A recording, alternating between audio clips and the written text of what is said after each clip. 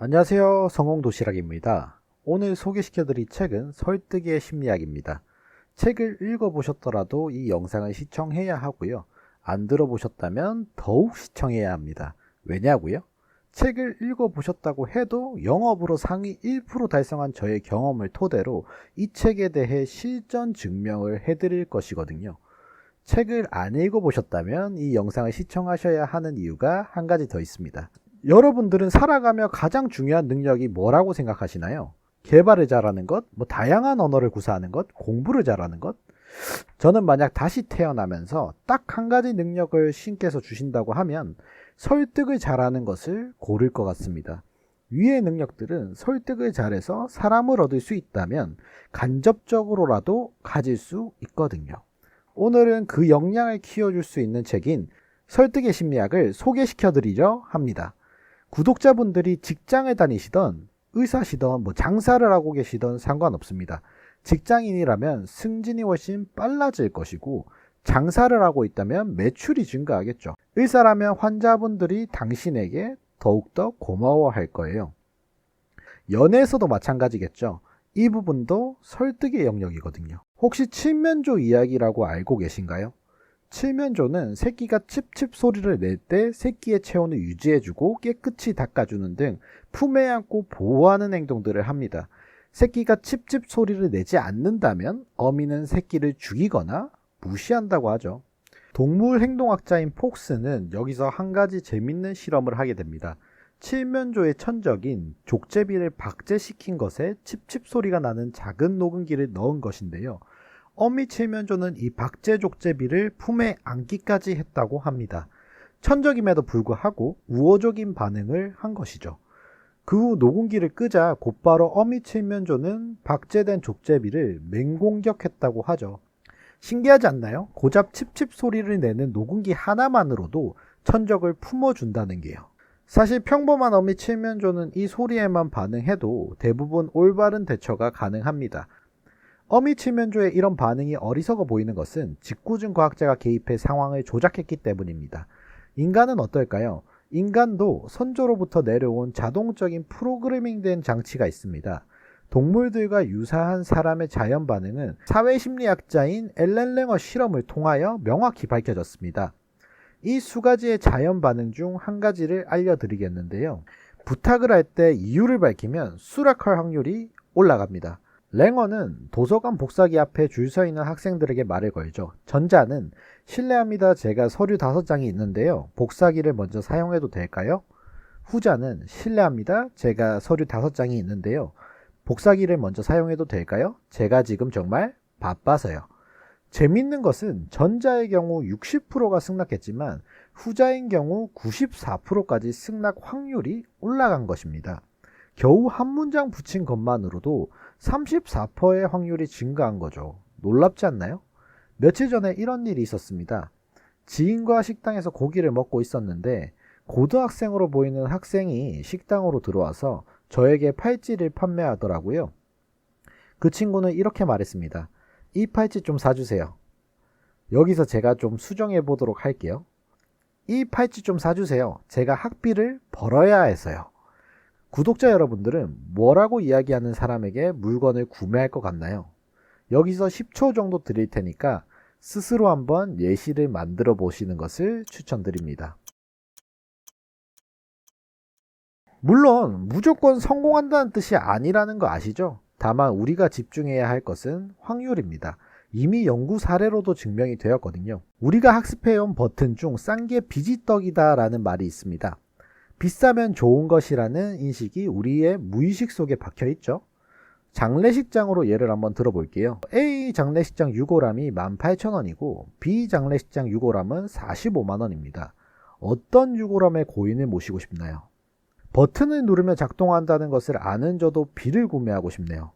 실제로 장례식장에 물품을 납품하시는 지인분이 계신데 그분은 이렇게 말했습니다. 사실 원가의 차이는 없다고. 오히려 싼 게 잘 팔리지 않는다고 이야기합니다. 특히 장례식장이라는 특수성이 있는 공간은 이성보다 감정이 지배되는 곳이기 때문에 압도적으로 비제품이 많이 팔립니다. 물건을 잘 판매하는 영업사원들은 이렇게 감정을 잘 건드린다고 합니다.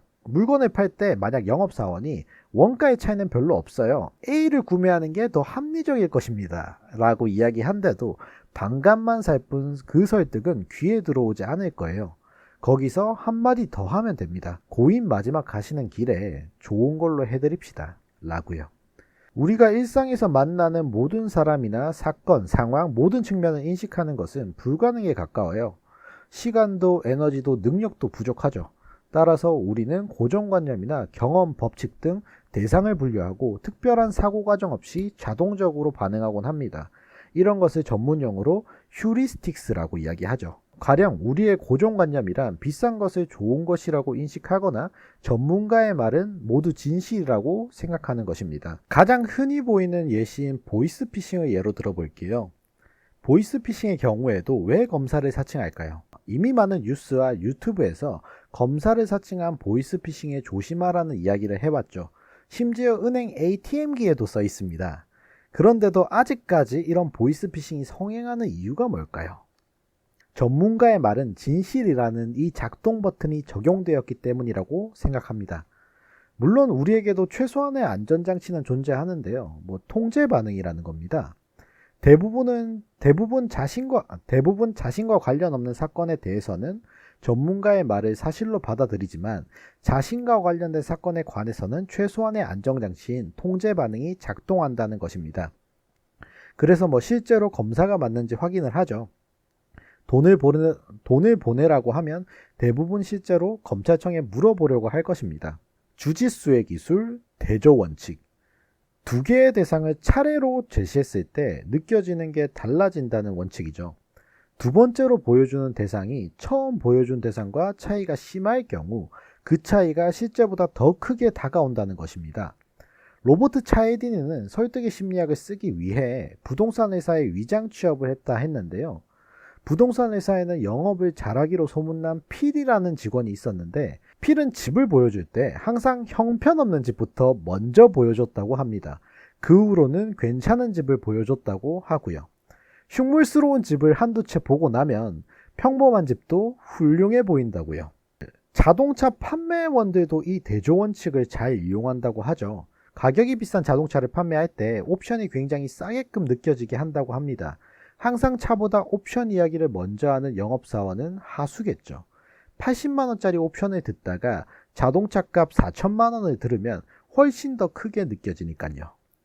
반면 4천만원짜리 자동차 이야기를 듣다가 80만원짜리 옵션을 이야기하면 굉장히 저렴하게 느껴지는 효과가 있습니다. 이것이 대조 원칙입니다.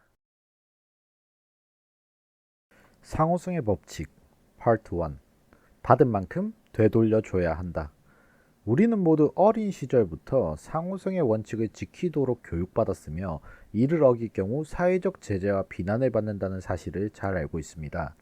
받기만 하고 내주려하지 않는 사람들은 대체로 혐오의 대상이 되기 때문에 우리는 파렴치하고 배은망덕한 인간 무임승차자 등으로 보이지 않기 위해 항상 최선의 노력을 기울입니다. 즉 우리는 무엇인가 받으면 무엇인가 돌려줘야 한다는 것을 어릴 때부터 교육을 받고 자란다는 거죠. 레건 박사 연구 중 상호성의 법칙이 얼마나 강력하게 작용하는지를 보여주는데요. 존은 상호성의 법칙과 아무 관련이 없는 미술 감상 실험에 참여를 해서 첫 번째 실험자에게는 콜라를 무료로 나눠주고 두 번째 실험에서는 사람들에게 아무것도 나눠주지 않았습니다. 결과는 놀랍게도 콜라를 받은 사람이 안 받은 사람보다 2배 더 복권을 많이 구매했다는 거죠.